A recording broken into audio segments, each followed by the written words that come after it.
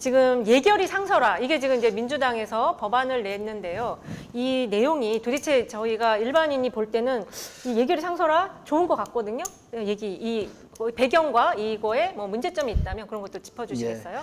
지금 우리 국회에는 네. 예산결산 특별위원회라는 게 있습니다. 그렇죠. 그래서 거기에 이제 소위 말하는 상임위원회, 네. 고정적으로 예를 들어 국토위라든가 보건복지라든가 의원분들께서 한 군데 고정적으로 2년 임기에 속해 있는 게 소위 말하는 상임위입니다. 상설위원회 개념인 그쵸. 거죠. 네. 그리고 예산결산특별위원회는 1년 임기에서 제가 만약에 국회의원이다 그러면 국토위원이기는 하지만 예산결산특별위원회 보너스로 1+1을 할 수가 있습니다. 네. 그 대신 그 예산결산위원회 임기가 1년밖에 안 됩니다. 아, 그렇군요. 그렇다 보니까 예산에 대한 심사나 이런 부분이 이제 부실로 이루어질 수밖에 없지 않겠습니까? 그렇죠. 그래서 이러한 부분에 대해서 민주당에서 이러한 것들을 비상설이 아닌 상설화를 시키자는 게 이제 가장 핵심입니다. 예. 이거는 좋은 거네요, 그러면. 사실 바람직하고 우리도 해야 됩니다. 예. 그리고 두 번째가 이제 그 개정안 내용 중에 상설화도 있지만 두 번째가 이제 국가재정전략회의라는 게 있습니다. 아, 네. 예, 그게 소위 말해서 우리나라에서 최고의 재정전략회의입니다. 아, 네. 매년 5월에 대통령께서 이제 국무위원들을 소집해 놓고 거기에서 우리나라 그러니까 내년에 예산을 총 얼마나 쓸 건지. 네. 그러니까 예를 들어 2002년 본 예산이 607조 원 아닙니까? 네. 그렇다면 지금 이런 것들을 거기서 결정하는 겁니다. 아, 그렇군요. 그렇다면 우리가 이제 내년 세수익이 얼마나 그칠 것 같으니까 채권 발행 얼마나 합자 거기서 국가 채무 비율도 조정하는 게 바로 국가재정전략회의입니다. 아, 그렇군요. 예. 그럼, 그런데 이 국가재정전략회의의 모든 안건이나 자료를 기획재정부가 정부가 제출을 하거든요. 아, 네. 그런데 이번에 발의한 그 개정안에서는 네. 국회가 제출한 안건도 같이 논의해서 심의하자는 게 또 핵심 중에 하나입니다. 그게 왜 그런 거죠? 왜 그게 나온 거죠? 소위 말해서 기획재정부가 일방적으로 하는 것보다도 국민의 대변인인 국회의사가 반영돼야 되는 건 당연한 거 아니겠습니까? 네. 조금 그렇죠. 이따 당연히 말씀드리겠지만 우리가 정치적으로 롤모델을 삼고 있는 미국의 경우는 뭐 당연히 그렇게 하고 있고요. 그렇습니다. 그리고 개정안 중에 세 번째 안이 네. 지금 이제 정부가 이렇게 예산안을 보내오면은 그걸 가지고 상임위에서 논의를 해서 예결위로 넘어가는데 네. 이러한 부분에서 2단계로 이루어지고 있는 거를 예결위가 먼저 보고 총액을 각 상임위별로 보건복지다 그러면 보건복지의 총액을 먼저 이렇게 지정을 해주고 그걸 세부적으로 상임위에 가서 다시 예결위로는 3단계로 하자. 이 세 가지가 지금 개정안의 핵심입니다. 아, 그렇군요. 지금 볼 때 이거는 당연히 해야 될 것 같이 보여요. 일반 국민 입장에서. 왜냐면은 아까 상임위가 2년인데 예결위 1년이면 이 전문성이 좀 떨어지잖아요. 근데 지금 국회에서 이 예산 심의, 예산 심사를 하는데 있어서 국회의원들만으로는 좀 부족할 것 같아요. 전문성이 좀 떨어져 보이는데요. 지원 인력이 있나요? 맞습니다. 현재는 국회 예산정책처라는 게 있거든요. 아, 네. 이게 바로 미국의 이제 의회 예산처하고 같은 개념인데요. 네. 그런데 국회 예산정책처는 한계가 있습니다. 어떤 한계가 우리 있어요? 거시적인 부분이라든가 법안 추계 비용이라든가 재정의 지속 가능성, 소위 말해서 거시적인 지표라든가 거시적인 관점에서 포커스를 두는 거지. 네. 소위 말해서 GAO라고 있거든요. 미국의 경우는 GAO의 개념을 좀 말씀드리면 영어로 네. 이제 말씀을 드리면 네. 이제 Government Accountability. accountability. Accountability가 이제 회계 책임이라는 의미거든요. 그리고 네. 오피스. 그래서 이걸 이제 한국말로 의역을 하면 정부 책임처라는 겁니다. 아, 정부 책임처. 책임처. 아, 근데 우리가 이제 어카운터빌리티가 우리 일반인들은 좀 생소하겠지만 우리 정부에게나 회계학에서는 굉장히 이제 중요한 개념이거든요. 네. 그래서 이 회계 책임이라는 의미는 예를 들자면 이런 겁니다. 국민의 세금인 재정을 우리 공무원이나 위탁을 이렇게 맡겼으면 그거에 대한 모든 편성, 심의, 집행에 대해서 이러한 것들에 대해서 책임지고 모든 걸 감사를 해서 국민들한테 제대로 보고해야 될 의무가 있다는 게 바로 회계 책임의 개념입니다. accountability. 아, 네. 네, 그래서 미국의 경우는 그 이름을 그러니까 정부 책임처라고 정부 책임처. 명시를 한 겁니다. 아, 이게 상당히 그러니까는 그 부서의 목표가 이 제목에 이 부처 이름에 녹아들어 있네요. 그렇습니다. 예산에 대한 모든 책임은 여기서 다 져라. 예. 그래서 이제 우리나라의 경우도 논란이 됐었던 게 뭐냐면 현재 감사원이 크게 직무감사하고 회계감사 두 가지가 있거든요. 네. 그래서 이제 우리도 만약에 예결위를 상설화를 시킨다면 그거는 좋지만 그 예결위를 서포팅할 수 있는 GAO 같은 그런 제도화된 기구를 반드시 만들어야 한다는 겁니다. 그러면 지금 국회 예산정책처하고 GAO가 두 가지 기구가 있어야 된다는 얘기인가요? 그렇죠. 미국에는 실질적으로 그렇게 돌아가고 있습니다. 그럼 그것이 국회에 소속이 돼 있나요? 아니면 정부에 소속이 돼 있나요? 당연히 그게 독립적이고 하려면 미국에는 지혜도 의회 산하에 있고요. 우리도 국회 산하를 둬야 되겠죠. 아, 그럼 국회 산하에 정부 책임처하고 그다음에 예산 정책처를 같이 두는 것이 좀 바람직한 방향이에요. 맞습니다. 그리고 예산 정책처는 현재 있는 거고요. 네. 그렇다면 우리도 미국의 개념 GAO를 도입한 정부 책임처 같은 거를 국회 산하에 둬야 된다는 거죠. 그렇습니다. 그래서 그 소위 말하는 GAO 정부 책임처가 그래서 미국의 경우는 예산을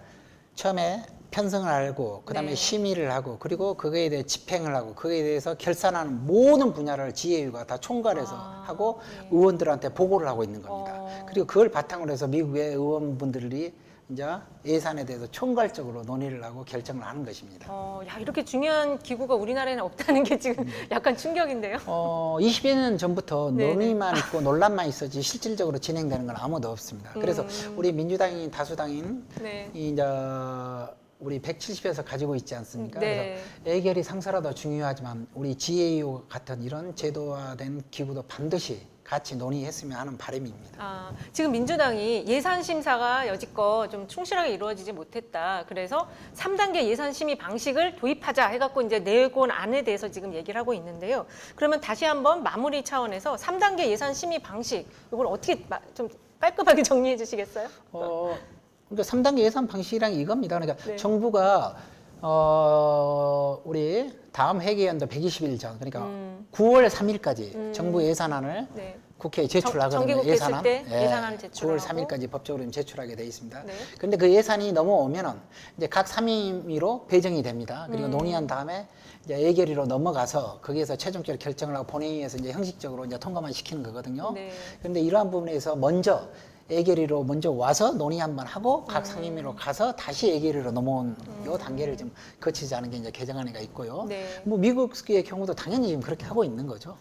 이러한 부분들 지금 개정안 논의되고 있는 거는 선진 미국의 개념을 그대로 하고 있는 것입니다. 아, 네. 근데 이제 여기서 재미난 게 하나 있습니다. 뭐가 있죠? 우리 GAO 아까 네. 말씀드린 네. 우리 거기 이제 원장이 있을 거 아닙니까? 네, 네. 대통령이 임명을 하지만 의회에서 추천을 해주는 부분이고 그분이 이제 임명이 되는 것입니다. 네. 근데 그분의 임기가 무려 15년이나 돼요. 네? 그렇게 장기적으로 봐라. 네. 어, 그래서 미국에는 대통령 4년 중임제니까 8년인데 더 2배네요. 월등히 길잖아요. 네, 네. 그런데 더 재미난 게 있습니다. 네, 뭐예요? 근데 그거를 퇴직을 70세로 딱 정년을 못 박아놨습니다. 70대? 네. 근데 만약 65세에 네. 취임을 하실 수 있잖아요. 그렇죠, 그럼 그렇죠. 5년밖에 못 하죠. 네. 그런 경우에는 10년을 또 하도록 법에 보장해 놨습니다. 와, 그 이유는 뭘까요? 그만큼 독립성을 보장한다는 것이죠. 독립성을 보장한다. 예. 흔들리지 말고 일해라. 그래서 이분들이 만약에 퇴직할 때 더 재미난 건 뭐냐면요. 네.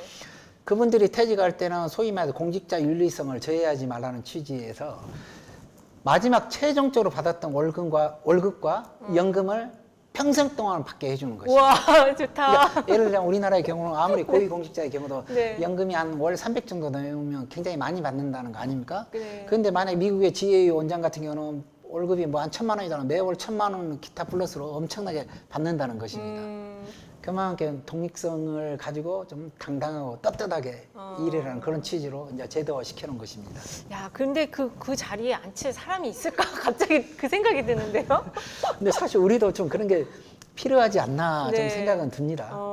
그 자리에 그렇게 15년씩 임기를 주기는 조금 힘든 것 같고, 그거보다 좀 단축해서 어쨌든 그러니까 정부가 바뀌어도 여야가 바뀌어도 여기는 좀 한 그대로 5년 정도만 5년 정도만 네 그렇게 해야 될 것 같아요. 그래서 어쨌든 지금 예결위가 있고 국회의원들이 예결위 상임위 이게 상설특위잖아요. 예결위가 있고 그 밑에 이제 국회 예산 정책처 이걸 뒷받침해주는 기구가 있고 그다음에 이제 지금 정부 책임처라는 요거는 없어요. 그래서 요거 만들어서 더 맞습니다. 강화를 시키는 게 좋겠다. 사실 지금 말씀 들어보니까 굉장히 필요한 것 같은데 지금 국민의힘이 이걸 반대를 했어요. 왜 반대했나요? 당연하죠. 왜요? 지금의 경우는 소위 말해서 이제 기획재정부가 어찌됐건 청와대랑 논의를 할 거 아닙니까? 네. 그리고 본인들이 그 예산안을 만들어 가지고 오고 국회 의원분들께서 만약에 지금의 경우처럼 비상설기구로 1년만 한다면 사실 솔직히 말씀드리면 많은 정치인분들이 아주 중요한 이슈 빼놓고는 자기 지역의 이제 민원성 예산에 관심을 그럴 갖지 가능성이 있어요. 맞아요. 전체적으로 어떤 국민의 예산 프로세스가 어떻게 돌아가고 뭐가 필요한지 이런 부분들을 사실 볼 시간도 없고 약간 이제 이렇게 공부하실 시간들도 부족하거든요. 네. 그렇다 보니까 예를 들어 국민의힘 입장에서는 당연히 이런 방해 요소인 거죠. 상설화가 된다면. 네. 이런 걸 바라지 않는 거죠. 아, 그러니까 예산이 잘 쓰는지 못 쓰는지 보는 것 자체가 싫다. 그렇죠. 아, 진짜. 그래서 170석이나 되는 막강한 파워를 좀 이럴 때 썼으면 저는 하는 그런 개인적인 바람입니다. 그렇습니다. 이거는 제가 보기에도 잘 모르는 문외한이 봐도 필요한 것 같아요. 그리고 이 전문성이 저도 없다고 봐요, 지금 국회의원들이. 그래서 이거는 지원